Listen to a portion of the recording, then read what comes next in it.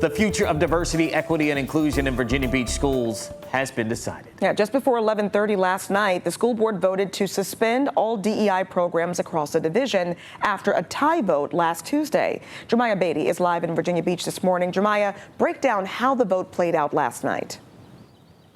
Hey, Ashley, Eugene. Well, the Virginia Beach School Board voted 6-5 to continue its decision on DEI policies. Now, it's still unclear what programs would be affected by this pause, but division leaders are laying out some program changes. Now, this is the third time the board has met to establish their stance on DEI in schools. They first voted back in April to dismantle DEI policies in order to comply with President Trump's executive order.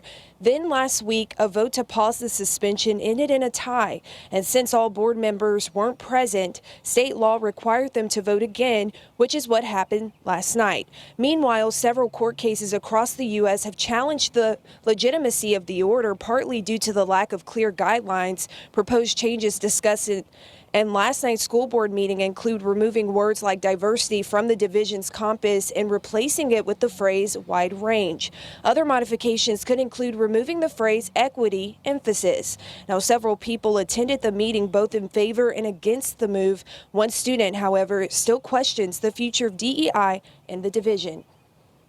The school board hasn't been very clear on anything they're getting rid of. They've been, it seems like they're avoiding the topic a lot, and they haven't given anyone a very clear guidance on what is actually going to be affected by their decision. Now, the board is scheduled to meet again on May 27th to decide whether to adopt the changes. Live in Virginia Beach, Jeremiah Beatty, 13 News Now. Okay, Jeremiah, thank you for that report.